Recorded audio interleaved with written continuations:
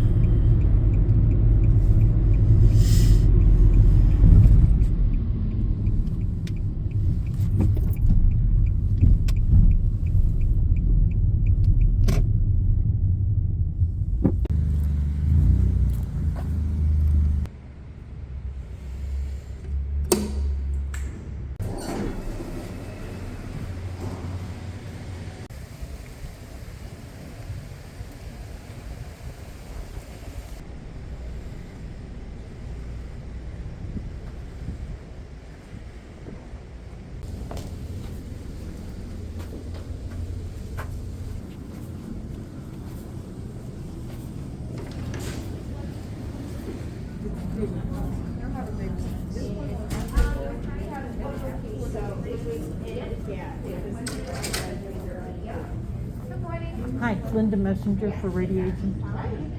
Thank you.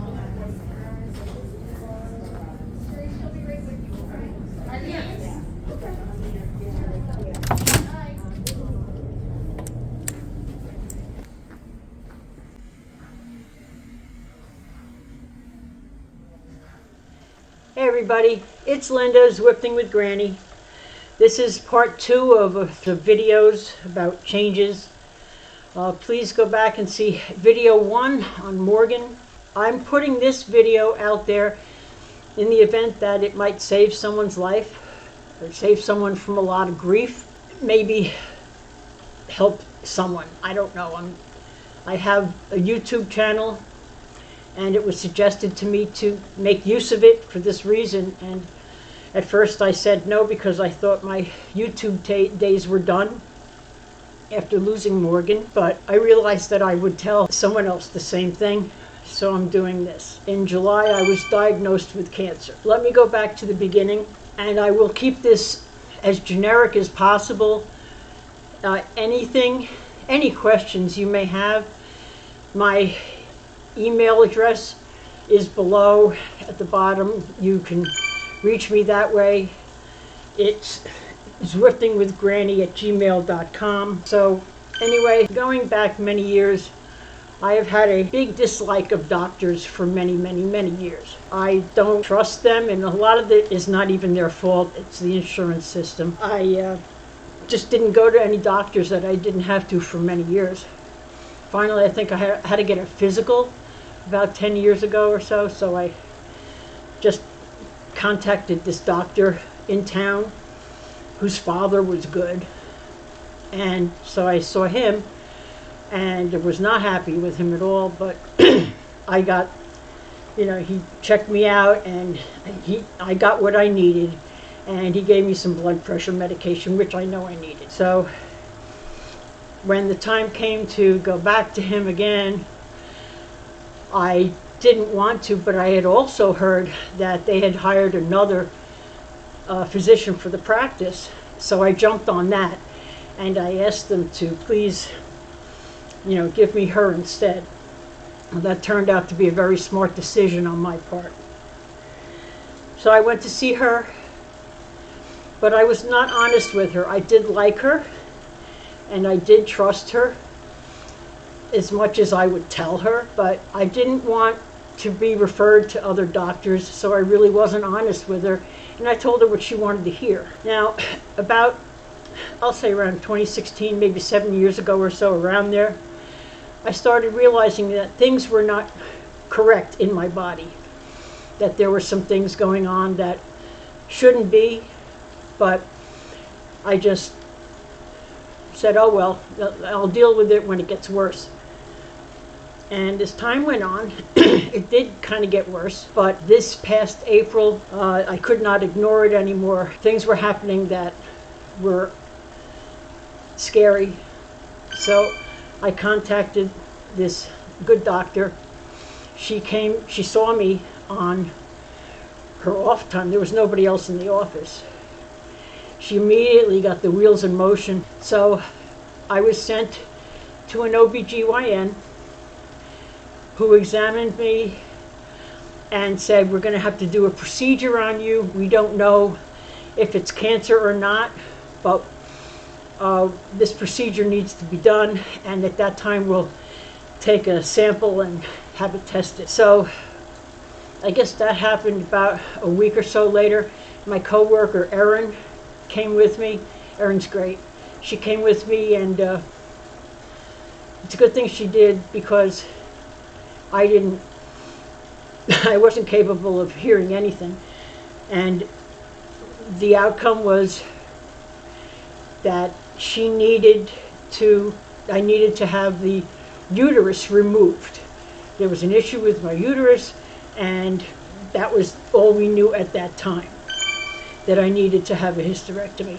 So she had taken the specimen, and in this pipeline, this medical pipeline that these doctors are all affiliated with, there's a portal and you can see the results. And any time that I had had any tests done, I was able to see them in the portal within 2 days. Well, that exam was on a Thursday. Friday, nothing over the weekend. Monday, nothing. Tuesday, nothing. Wednesday, I called the office and I said, look, I've been waiting for days. And the receptionist sounded a little worried, and she said, okay, hold on. Somebody else, a couple of minutes later, got on the phone and said, we apologize, the doctor is on vacation.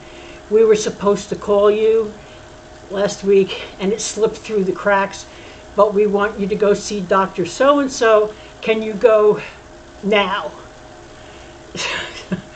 So I said, it's cancer, isn't it? And she said, no, it could be something else, you don't know.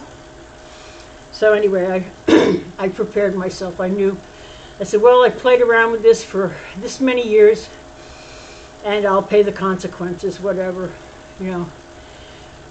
I went into her office. There was nobody else in her office. This OBGYN's, this different OBGYN's office. At the time, I was escorted to her personal office and sat across from her desk. And as soon as she came in, I just said, okay, what stage is it? And she sat down and she said, I like being direct to myself, so I'm glad we can be this way. It's cancer. We don't know what stage it is. But you will need a hysterectomy, and you will definitely need radiation. You probably won't need chemo. I'd had a CAT scan previously. But she said, so I want you to go have a PET scan, which I had the next day. Anyway, she said, I don't do surgery anymore, but a really good friend of mine is an excellent surgeon. Turns out he's one of the top surgeons in the area. She referred me to him. He saw me within a number of days, and he said, yeah, we gotta get this out. Scheduled the surgery. And at this point, I knew it was cancer. I just didn't know what it was. I was prepared for the worst. I was prepared for stage 3 or stage 4. And, you know, it is what it is. So I just got all my paperwork addressed. I got a power of attorney done. I got a living will, regular will, all that stuff done. And my friend Dana was the one who took me to the surgery. Originally, I'd never told her about the cancer because her mother and I were really good friends, and her mother died of cancer, and I would go over there. Her mother was having hospice at Dana's house, and I would go over there, and Dana and I kind of clicked right away. So the last thing I wanted to tell Dana was that now I had cancer. But a friend of mine told me, you have to tell her. So I told her, and her response was, okay, what do we do now? Not what do you do, not what do I do, what do we do? So Dana took me to the hospital for the surgery. It was understood that I was going to be staying there overnight. It was a 2-hour supposed to be a 2-hour surgery. Ended up being 5 hours due to complications. I woke up in a lot of pain with stitches, and then they gave me oxycodone for the pain, but that makes you nauseous. So I was nauseous and in pain, and I couldn't move. There's only one position I could be in. I couldn't sit up, I couldn't eat, I couldn't do anything. I will say the staff at the hospital, this was done at Jersey Shore Medical Center. It's the ranked number 6 hospital in New Jersey. And the staff there is awesome. I told one of the nurses, it's like being on a resort vacation, except there's a lot of pain involved. So even in pain, I'm still stupid. Anyway, I left. I was released that Saturday when I felt well enough to go. And I didn't know this, but Dana had decided she was staying at my house to take care of me until I was well enough to deal with it on my own. Now, I had been advised to get all kinds of, hospital type equipment, like bathroom thing and a walker and a wheelchair, and I had all that ready. And, to make sure you had a recliner where you were pretty much going to be living in for the next few weeks or something. And I went home, and at first I needed some help getting out of the recliner, but then I noticed within a couple of days I was able to get up without too much discomfort. I mean, I could definitely feel the stitches there, but it wasn't as painful. And Dana was like, oh my gosh, she had just had an appendectomy a few months earlier, and she was down for a week or so. She couldn't do that. And the only thing I can attribute it to is that somewhere under all this flab, there are core muscles. And the only thing that I can attribute to having core muscles from is Zwift. I didn't need any of that equipment that I had, thankfully. And that's all because of Zwift. So now we know the uterus is out. They're doing a biopsy of the uterus. And like a week or so later, we went back to the surgeon's office. And I'm ready. I'm expecting the worst, but I was making jokes. And he comes in with a big smile. And he says, good news, it's stage 1. I said, stage 1? I still get choked up. Stage 1? I've been having problems for 7 years and it's stage 1? I couldn't believe it. I still can't believe it. I feel like they're going to call and say, oh, we made a mistake, it's stage 3. But no, there was one factor though, something called an LVI, which is lymphovascular invasion, and where the normal uterine wall is, say for instance, 100%, mine was down to 3%. And therefore they didn't know if some of the cancer that was in there leaked out of there. I don't know the exact terms, but vascular means veins, so the doctor said, so you'll only need radiation once a week, no chemo. I said, all right, I'll take it. So I had to call the hospital near me. They didn't do the type of radiation that he needed me to have done. So I ended up going to what used to be called Brick Memorial Hospital, which is now Hackensack University Medical Center. Again, I could not ask for better people.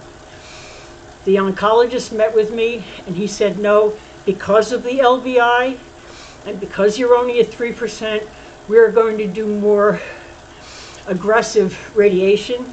So we want you in here 5 times a week, Monday through Friday, and we need to blast this.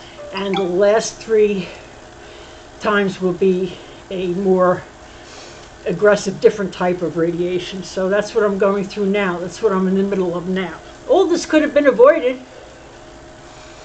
if I had done the right thing. I have nobody to blame but myself.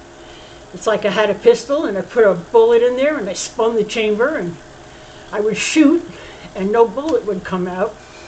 And I figured, Well, this time the bullet came out and this was the end of everything. And the only thing I was most concerned about was Brian. What was I going to do about Brian? Fortunately, my next door neighbor, who used to watch Morgan, Donna her name is, she said she would take Brian because he's such a good boy. He's very dog-like. So that was a huge relief. And I really didn't care about anything else. I was just concerned about him. Anybody who is watching this, if you know somebody in your family, any women in your family, hey, men for that matter, who aren't going to a doctor, can you please have them watch this video or tell them about this? It might save their life. It might save them a lot of problems. Somebody told me who used to be in the medical profession that women's health is really focused on the waist up and not on the waist down, because everybody's all about mammograms. And I mentioned that to somebody at the hospital, and they said that's very true. They agreed with it. It has to be more than that.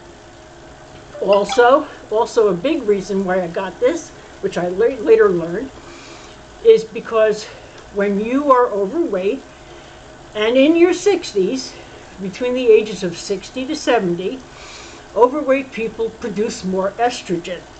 And women between their 60s to 70s who produce more estrogen because they are overweight have a tendency to develop women's cancers.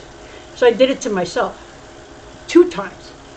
Did it to myself because of my weight, and I did it to myself because of my not going to a doctor when I knew something was wrong. Why haven't I lost weight? Lack of vigilance. It's just, that's it. Lack of commitment, lack of vigilance. Well, it's changing now. I don't want anyone to have to go through what I went through, physically or mentally. Mentally, it's a trip. I mean, the radiation usually doesn't affect people, but with me, anything will make me nauseous. So I go in the morning, and then I have maybe an hour and a half window before I start getting really tired and nauseous, which is when I get on the bike, which is why I'm on the bike now, which is why I'm doing the video and being on the bike. Again, if anyone has any questions, anything, please email me, zwiftingwithgranny@gmail.com. Email address is at the bottom of the screen here. I thank you for your time, and please, people, take care of yourselves. Thank you.